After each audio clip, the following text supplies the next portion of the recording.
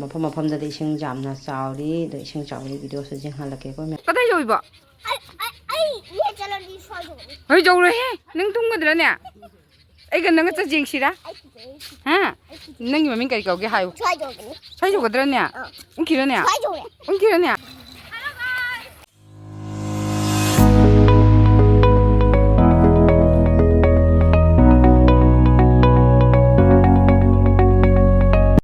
Good morning ꯃꯌꯥꯝ ꯄꯨꯝꯅꯃꯛꯄꯨ ꯑꯩꯒꯤ ꯆꯦꯅꯦꯜꯗ ꯇꯔꯥꯝ ꯅꯣꯛꯆꯔꯤ ꯃꯌꯥꯝ ꯉꯁꯤꯗꯤ ꯅꯣꯡꯁꯦ ꯈꯤꯇꯪ ꯍꯥꯡꯉꯦ ꯌꯦꯡꯉꯣ ꯑꯗꯣ ꯅꯣꯡꯁꯦ ꯄꯨꯡ ꯁꯦꯡꯕꯗꯤ ꯅꯠꯇꯦ ꯃꯝꯃꯤ ꯂꯩꯔꯤꯀꯣ ꯑꯗꯣ ꯆꯨꯗꯤ ꯆꯨꯗ꯭ꯔꯦ ꯉꯔꯥꯡ ꯅꯍꯥꯟꯗꯤ ꯅꯨꯡꯗꯥꯡ ꯑꯍꯤꯡ ꯆꯨꯞꯄ ꯁꯨꯝ ꯆꯨꯅ ꯂꯩꯕꯅꯦꯕ ꯑꯗꯣ ꯃꯐꯝ ꯃꯐꯝꯗꯗꯤ ꯏꯁꯤꯡ ꯌꯥꯝꯅ ꯆꯥꯎꯔꯤ ꯑꯗꯣ ꯏꯁꯤꯡ ꯆꯥꯎꯕꯒꯤ ꯚꯤꯗꯤꯑꯣꯁꯨ ꯌꯦꯡꯍꯜꯂꯛꯀꯦꯀꯣ ꯃꯌꯥꯝ ꯑꯩꯈꯣꯏ ꯁꯤꯗꯕꯨꯗꯤ ꯊꯨꯝꯗꯦꯕꯅꯦ ꯆꯥꯎꯗꯦ ꯑꯗꯣ ꯃꯐꯝ ꯃꯐꯝꯗꯗꯤ ꯏꯁꯤꯡ ꯌꯥꯝ ꯆꯥꯎꯅꯔꯤꯀꯣ ꯑꯗꯣ ꯃꯌꯥꯝ ꯑꯩꯒꯤ ꯆꯦꯅꯦꯜꯁꯤꯕꯨ ꯁꯞꯄꯣꯔꯠ ꯇꯧꯕꯤꯔꯝꯃꯣ ꯃꯌꯥꯝ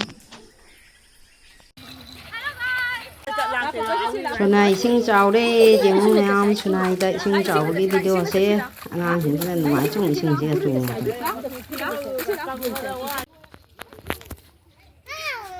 मोबाइल पर मदन ये फोटो करा ले फोटो का पूरे मांगोना थागी यम ꯏꯃꯥ ꯀꯩꯅꯣꯅꯦ ꯑꯗꯨ ꯖꯥꯝ ꯃꯣꯏ ꯁꯤꯁꯨ ꯁꯨꯃꯥꯡ ꯆꯪꯉꯤꯅꯦ ꯁꯤꯁꯨ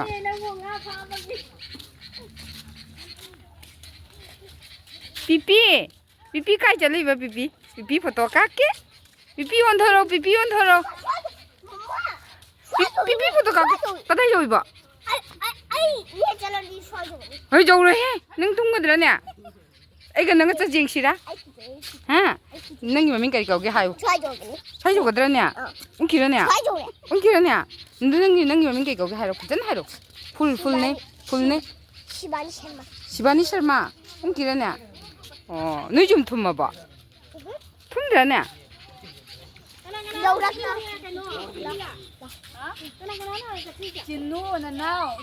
진이 동화 찾아보라. 응. 저, 너 힘줘. 포도 가비게 저. 저, 매 저, 저로. 맞게 당시 와 사복도 저로 자. 저. 짐발레 이로에. 저로 아이 포도 가비게 띵파이라 띵카가이라. 응, 저로 너희 뭐 공개와 포도 가비더니 저로. 저라 쿨문가 불람비 툼매 ꯆꯠꯅꯕ ꯌꯥꯗ꯭ꯔꯦ ꯑꯩꯁꯨ ꯌꯨꯇꯨꯕ ꯍꯥꯡꯉꯕꯅꯤ ꯁꯕꯁꯀ꯭ꯔꯥꯏꯕ ꯈꯔ ꯇꯧꯕꯤꯌꯨ ꯀꯔꯤ ꯍꯥꯏꯅ ꯏꯁꯤꯡ ꯏꯆꯥꯎ ꯍꯥꯏꯅ ꯑꯩꯅ ꯍꯥꯡꯒꯗ꯭ꯔꯅꯦ ꯅꯤꯡꯁꯤꯡꯕ ꯃꯤꯒꯤꯗꯃꯛꯇ ꯀꯥꯞꯄꯤꯔꯤꯅꯤ ꯑꯩꯅꯗꯤ ꯃꯣꯡꯒꯣꯜꯄꯨꯔ ꯂꯧꯕꯨꯛ ꯃꯣꯡꯒꯣꯜꯄꯨꯔ ꯂꯝꯕꯤꯗꯤ ꯊꯨꯝꯗ꯭ꯔꯤ ꯌꯨꯝ ꯊꯨꯝꯗ꯭ꯔꯤ ꯁꯨꯃꯥꯡ ꯆꯪꯗ꯭ꯔꯤ ꯖꯨꯔꯥꯈꯨꯜꯒ ꯃꯣꯡꯒꯣꯜꯄꯨꯔꯒ ꯇꯥꯏꯅꯕ ꯂꯝꯕꯤꯅꯤ ꯐꯖꯅ ꯊꯨꯝꯃꯦ ꯑꯉꯥꯡꯁꯤꯡꯁꯦ ꯑꯃꯨꯛ ꯀꯩꯅꯣ ꯌꯧꯈꯤꯗꯣꯔꯦꯅꯦ ꯅꯤꯄꯥ ꯃꯆꯥꯁꯤꯡ ꯆꯠꯂꯤꯁꯦ ꯑꯃꯨꯛ ꯈ꯭ꯋꯥꯡ ꯌꯧ ꯃꯐꯤ ꯆꯣꯠꯂꯣꯏꯗ꯭ꯔꯥ ꯇꯧꯏꯁꯤꯕ ꯁꯤꯕꯣ ꯆꯠꯈ꯭ꯔꯅꯨ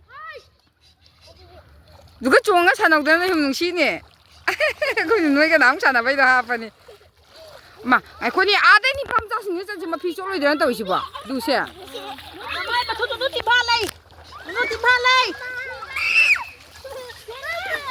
ꯍꯣꯏ ꯆꯦꯜꯂꯗꯤ ꯇꯥꯟꯅ ꯆꯤꯛꯀꯟ ꯆꯦꯟꯒꯅꯨ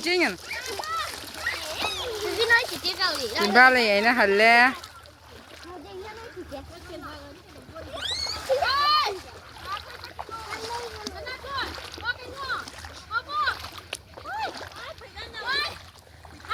ꯑꯗꯨꯅꯤ ꯅꯤꯄꯥ ꯃꯆꯥꯁꯤꯡꯒ ꯆꯠꯁꯦ ꯃꯐꯤ ꯆꯣꯠꯀꯅꯦꯕ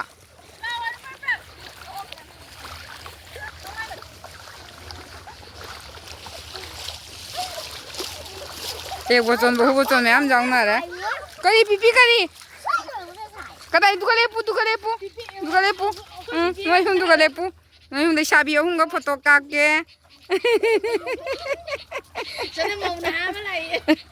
ꯁꯣꯗꯁꯨ ꯃꯧ ꯅꯍꯥ ꯑꯃ ꯂꯥꯛꯏ ꯃꯦꯃꯣꯔꯤꯅꯤ ꯀꯥꯏ